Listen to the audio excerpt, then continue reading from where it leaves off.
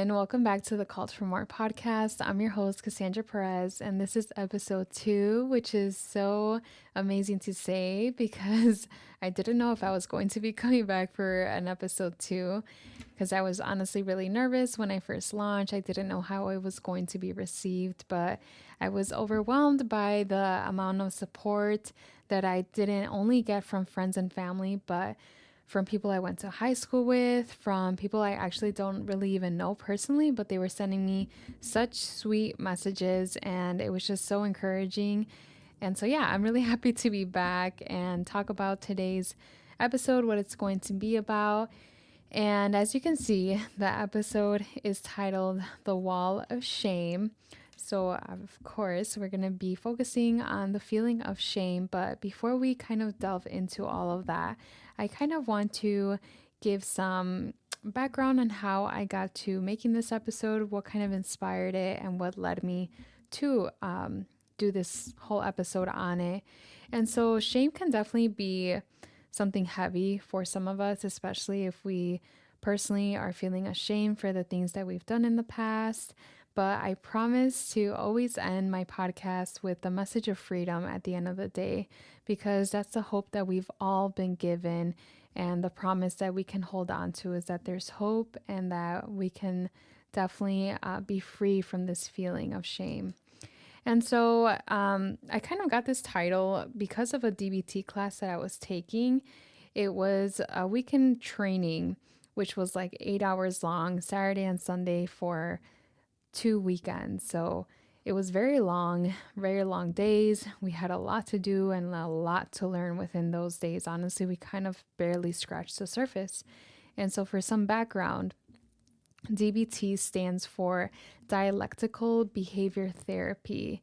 And this type of therapy or therapeutic approach is typically catered to individuals that are at high risk for suicide or those with personality disorders. And we really focus on learning emotional regulation, a lot of mindfulness, and so many other things, but that's just kind of a brief summary. And we can kind of apply these skills to really anyone. It doesn't have to just be these populations. I found a lot of really helpful skills, even for myself, that I actually want to practice on a day-to-day basis, especially with the mindfulness side. It's very relaxing and obviously very therapeutic to oneself. And I honestly, like I said, I really fell in love with this approach, and I'm really excited to use it in the future with my clients and even share some of the things that I've learned with friends and family. And so I kind of want to mention how over the course of the 2 years that I've been in my program, we have probably done over 100 practice skills. With this, nothing has ever really brought out extreme emotion within me. I like to keep a very strict boundary and try not to overshare too much in class. I just don't ever want to, say something that I shouldn't have said, or sometimes I worry like, oh my gosh, now they know my whole life story. And so on the first day of this DBT training that we started off by doing various skills. I mean, that's how we really learn. We have to immerse ourselves into the material. And we were doing one of the activities, and this one so happened to be called Moving Through the Shame. And the professor had asked us to grab 3 post-it notes and write down 3 things that we felt ashamed of, either recently or in the past. And for me, I couldn't actually think of anything. In fact, I was actually having a very hard time coming up with something. I was looking across the room, trying to see what people were saying. And I think someone asked the professor for an example. And honestly, I think I wrote down that example. I tried to steal it and I couldn't even tell you what I wrote down. That's how kind of disconnected I started off. It was really hard for me to come up with something. And we were kind of a big class. I think it was probably over 20 of us in that classroom that day. So imagine everyone, 20 plus students, and then 3 post-it notes each. It's a lot of writing that was going down that day.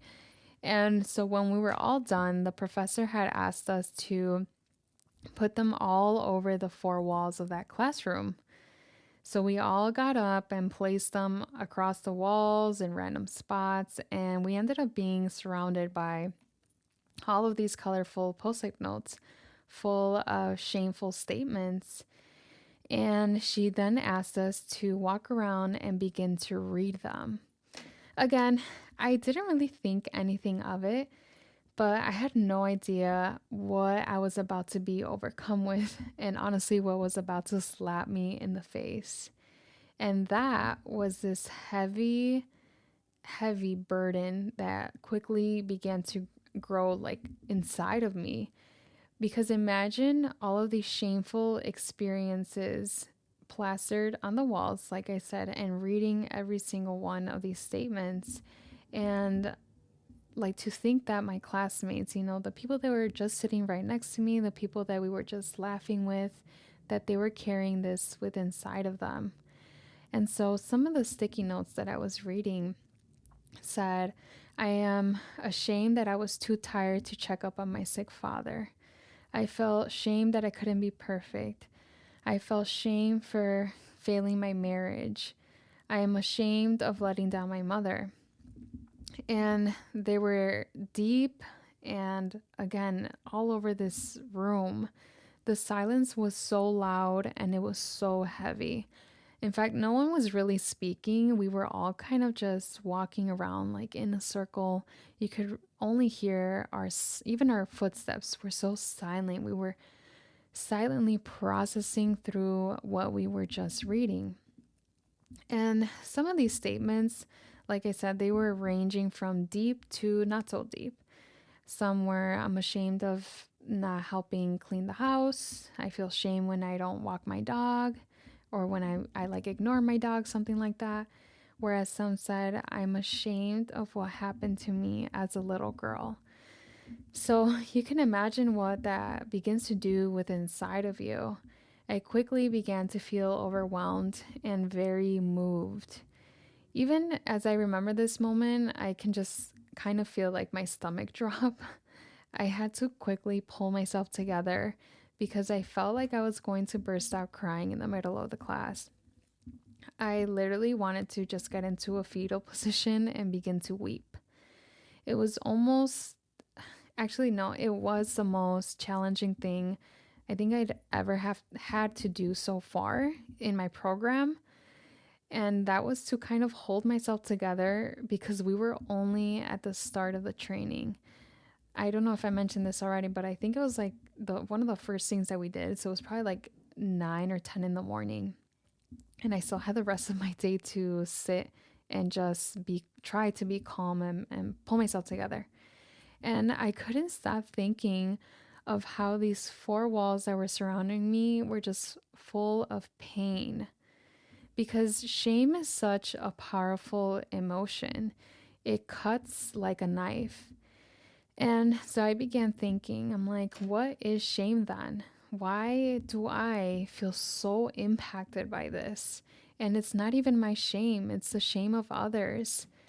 And it's this deep feeling of humiliation or distress.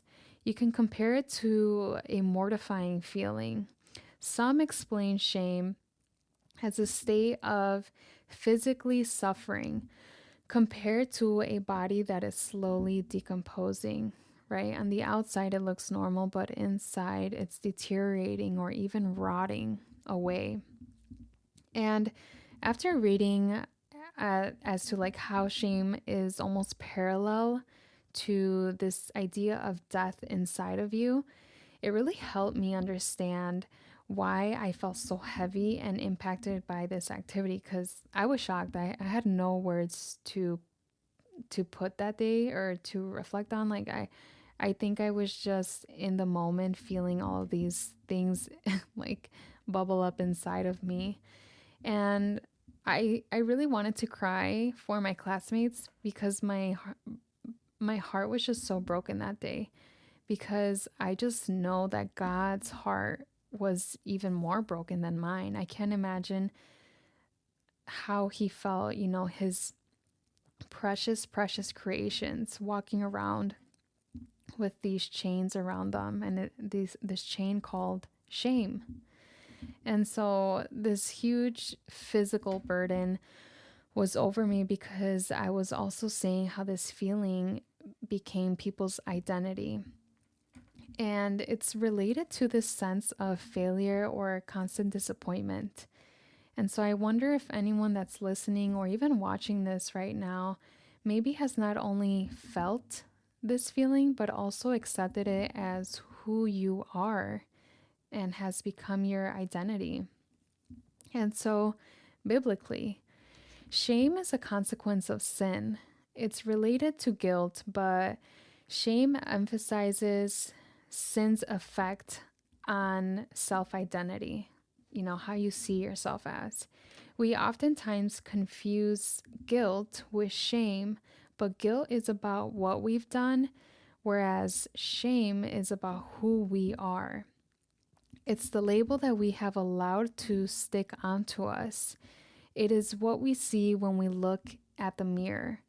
It's what we feel when we truly are just looking at ourselves because of the things we've done or what people have done unto us. It's not only about our mistakes or where we've fallen short. It's also what the things that people can do to us, and we can feel shame because of that.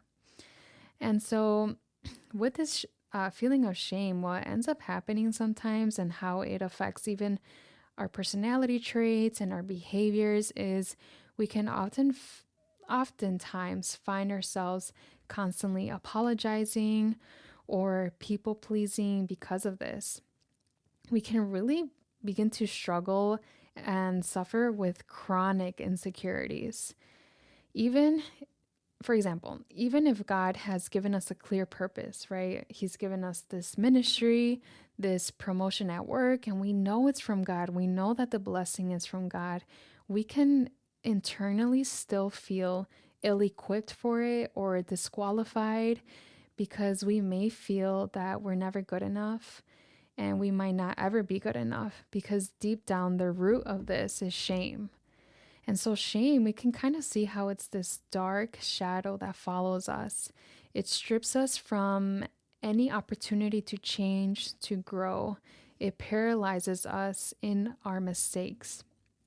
And so shame can really keep us from our potential. It can keep us from prayer. It can keep us from receiving forgiveness that's freely given. It can keep us from forgiving ourselves because we're living with the thing that we hate, which is ourselves, because that's, again, what shame can do to us. And so with all of this and reflecting really on how, in a sense, negative shame is and what it does to us, what is the solution then? What is the solution to shame? And that answer is Jesus, because he is the one who wipes our slate clean. He is the one who calls us his when the world rejects us. It's actually the world that can increase our shame, right? Because imagine this, it's like the world puts up a huge mirror in front of us and says, you see, this is what you did, this is where you failed, and now look at you. Now look at who you are. While Jesus, he'll never hold up a mirror to us. What he will do is say, look at me. Focus on me, because your identity is found in me. It's not found in the sins that you've done. And the devil, oftentimes what he does is he calls you by your sin while God calls you by your name and by your purpose. We see actually a lot of stories in the New Testament of Jesus meeting these people and calling them by their name. Zacchaeus in Luke 19 is one of those examples, and I actually really love that story. And so if we reflect on even going all the way back to the first chapter or the first book of the Bible, looking at Adam and Eve, their first response to their sinful condition was to hide from God and consequently hide from one another, right? Because they began to cover themselves up. But what did God do? How did God respond? He actually looked for Adam. He sought him out, even though he had just committed a sin. And I actually want to read it to you. It's found in Genesis chapter 1, verses 9 through 11. And it says, "But the Lord called out to the man, 'Where are you?' Adam answered, 'I heard you in the garden, and I was afraid because I was naked, so I hid.' And God said, 'Who told you that you were naked? Have you eaten from the tree that I commanded you not to eat from?'" So we can see here how God's first response is not to cast shame. He actually asks, "Who told you that you were naked?" Which I've read this story, I mean, so many times, right? Because it's like everyone, even like non-Christians know this. If you're not someone of the faith listening or watching this podcast, I'm sure you even know about, Eve eating the apple. But again, like I've never stopped and paused to reflect on how God asked them, "Who told you that you were naked?" So today I'm here to tell you, who told you that you were unlovable? Who told you that you weren't good enough? Who told you that you were ugly? And overall, who said that you're not enough? Because there is a God who gave his only son to die for you. He died for you so that in Jesus we could be presented blameless before God. And I, like, as I was reflecting on that, I kind of understood why I felt so broken that day in class, because I had wished I could tell every single person that day that there is someone who can take away their shame. There's someone who is not looking to cast you out, but more so to accept you with open arms and to love on you, right? And that's not, a free card to never change and transform, because when we find Jesus, we transform. Our old self dies and we become new. We're this new creation. But that's a whole other topic. And so it began to make sense, right? Why I was feeling all of this. And I was also reading up on how shame actually causes the brain to react as though we were in physical danger. It's often associated by the desire to become invisible or disappear, which again just brought even more sadness onto me.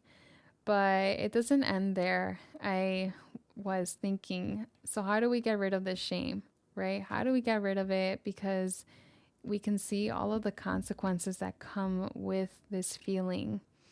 And so we have to humbly accept who God says we are. Remember, our identity is now in Jesus. It's not in ourselves, right? The world the world is so focused on ourselves. It says you manifest your perfect life, you this, but then when you mess up, it's all on you as well. And that's not really a fair deal because we're imperfect. And I could go on and on and on about the magnificent things that God has said about us, about his creation. But here's one of my favorites. And it says in Colossians chapter 1, verse 22, "But Christ has brought you back to God by his death on the cross. In this way, Christ can bring you to God holy and pure and without blame." And I just find that so beautiful that Jesus is the one who presents us holy and pure and without blame. And it just reminded me of how we are loved and we're forgiven. Instead of accepting our shortcomings, our failures, our mistakes as who we are, we should be quick to repent and to turn away from what we've done and instead run to the Father. And we should also, though, be ready to tell the enemy the next time that he tries to accuse you, right? Because he is the accuser. We need to tell him that we are no longer going to identify with our sin, but rather the one who nailed it on the cross and said it is finished. Because on the day that Jesus got crucified, out of his last breath, he said, "Tetelestai," which means it is finished. So you need to walk around and accept that it has been finished for you. Because if we deny that, we're not humbling ourselves to what the Lord has said over us as His creation, as His adopted children, that we are holy and pure and without blame. We are forgiven, we are loved, and it's finished. And so I actually want to read another verse that's also one of my favorites. I'm going to just honestly keep saying that because I mean, every single verse is just so good. And it's Proverbs 24:16. It says, "For a righteous man may fall 7 times and rise again, but the wicked shall fall by calamity." So, in this fallen world, the difference between a righteous man versus an unrighteous man is not whether they fall or not, but rather what they do when they fall. The Bible even says we are going to fall, we are going to fail, but we cannot allow ourselves to stay there and almost wallow in this victim mindset. And we need to be ready to get right back up. And sorry, but one more verse that absolutely, okay, this one is actually my favorite above all. And it's Romans chapter 8, verses 38 through 39. And it says, "And I am convinced that nothing can ever separate us from God's love, neither death nor life, neither angels nor demons, neither our fears for today nor our worries for tomorrow. Not even the powers of hell can separate us from God's love. No power in the sky or in the earth below. Indeed, nothing in all creation will ever be able to separate us from the love of God that is revealed in Christ Jesus our Lord." How amazing is that? It's actually really liberating that the God who created the universe looks down at us and it's declaring over us that nothing will ever be able to separate you and I, because my love is greater. My love has conquered all. And so I hope whoever is watching or listening really is not only able to listen and hear, but to receive these truths and begin to claim them over your life so that you can be free of shame. Because those 4 walls of my classroom that day were like prison cells. And my classmates didn't walk away with this message of freedom, but you are. And it's not a coincidence that you're listening to this, that you're hearing this. We have a God that has died for our freedom, and He is the one who sets you free and calls you His, whether people have done things to you or whether you have done things that have caused you to, really almost feel this sense of disgust within yourself. God is here to cleanse you. And I use this illustration a lot with my own friends. I tell them, "Do you clean yourself before getting into the shower?" No, you don't. You come as you are. You come dirty, you come smelly, you come with your hair messy, with everything, and you get into the shower and you cleanse. You allow the water to fall over you to cleanse you. And that's how it is with Jesus. We need to come to Him as we are, and then He does the purifying. And it's we who get sanctified every single day as we draw near to Him, as we crucify our flesh and follow Him. That is how we get washed. And so with that, it's more of a shorter episode, kind of focused on this whole feeling of shame and how that day in my classroom impacted me. But I know it impacted me so that I can share this message with you all. And so, yeah, that's really all that I had today. Thank you guys so much for watching and listening, for all of the great support that you've all showed me, for rating my podcast. But yes, follow me on my social medias, on my Instagram, and I am on Spotify, Apple Podcasts, and on YouTube. Go ahead and feel free to subscribe. But yes, thank you guys, and I'll see you guys next time.